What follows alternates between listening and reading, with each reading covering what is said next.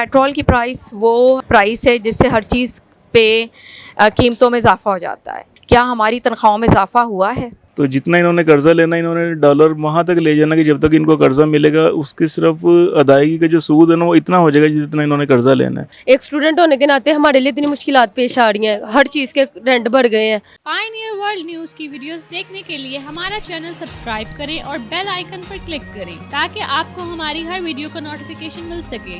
शुक्रिया। अस्सलाम वालेकुम। वालेकुम अस्सलाम। क्या नाम है आपका? मेरा नाम समीरा खान है। कैसा चल रहा है सब कुछ? बहुत मुश्किल, मुश्किल, महंगाई से तंग है। तंग है। अच्छा, मुझे अब ये बताइएगा, डॉलर महंगा हो गया, कितनी कीमत हो गई है पता आपको? तकरीबन पहुंच चुका है 204 पर। 204 पर, बिल्कुल एग्जैक्टली यू राइट। तो 204 पर पहुंचने की वजूहात क्या है?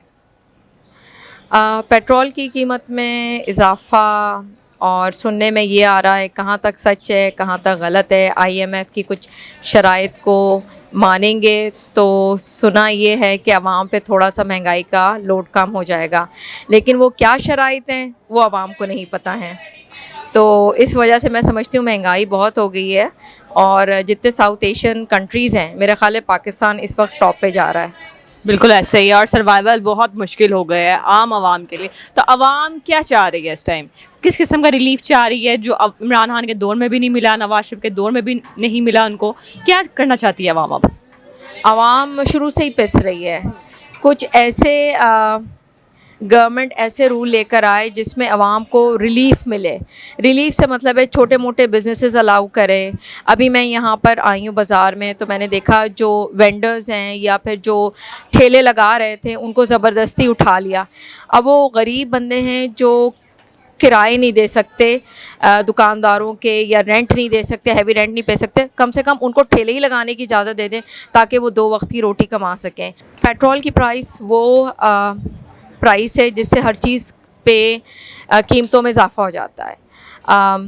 सब्ज़ी ले लीजिए, सब्ज़ी जो है हमारे पास हमारे शहर तक पहुंचती है, दुकानों तक पहुंचती है, वो ट्रक में या गाड़ी में आती है, तो जाहिर सी बात है पेट्रोल डलता है।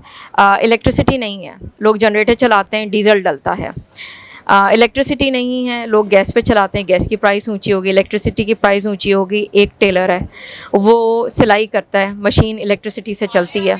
अब मुझे बताएं वो टेलर अपनी कमीज़ों की उजरत ज़्यादा नहीं करेगा तो फिर क्या होगा? इसी तरह से इंडस्ट्रीज़ हैं, इंडस्ट्रीज़ बंद होने जा रही हैं क्योंकि डीज़ल की प्राइस इतनी हाई हो गई है कि एक प्रोडक्ट है उस पर इतना अफेक्ट पड़ रहा है। तो वो जो ट्रिकल ऑन अफेक्ट है वो एक आम आवाम और एक आम शहरी और एक आम घर में पहुंचता चला जा रहा है। क्या हमारी तनख्वाहों में इजाफा हुआ है? क्या लोगों के बिज़नेस जो हैं एक्सपेंड हुए हैं? क्या हमारी चीज़ों में कहीं पर रिलीफ मिला है आवाम को? I don't think so. हम middle class, lower middle class, upper middle class तो बिल्कुल पिस के रह गए हैं। मुझे बताइएगा, डॉलर महंगा होने की असल वजूहात क्या है? पाकिस्तान में कोई एक बंदा टिक ही नहीं रहा, इतने हालात ख़राब है मुल्क के। तो आपको कैसा लग रहा है डॉलर महंगा होने से? बहुत ही ज़्यादा बुरा लग रहा है। गरीब आवाम कहाँ जाए, क्या करें लोग?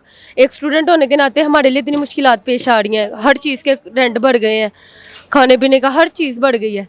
तो क्या लगता है कैसे ठीक हो सकता है ये? इमरान खान के आने से।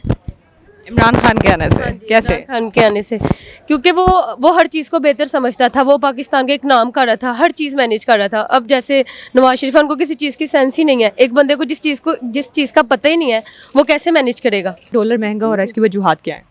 इसकी वजूहत ये है कि जी ये अमेरिका के कहने के ऊपर ये हुकूमत आई है और इस वक्त इन्होंने जो IMF से कर्ज़ा लेना है वो भी ज़ाहिर इदारा जो है वो IMF का ही है। तो जितना इन्होंने कर्जा लेना, इन्होंने डॉलर वहाँ तक ले जाना कि जब तक इनको कर्जा मिलेगा उसकी सिर्फ अदायगी का जो सूद है ना वो इतना हो जाएगा जितना इन्होंने कर्जा लेना है। और इनके सारे मफादात जो हैं वो मुल्क के साथ नहीं है, इनके मफादात जो है ना अमेरिका के साथ हैं और बाकी ममालिक यूरोप के साथ हैं, क्योंकि सारी इनकी प्रॉपर्टीज़, इनकी जायदाद, इनका बैंक बैलेंस सब कुछ जो है ना वहाँ पे है। तो आपको क्या लगता है कि डॉलर कैसे मतलब कम हो सकता है?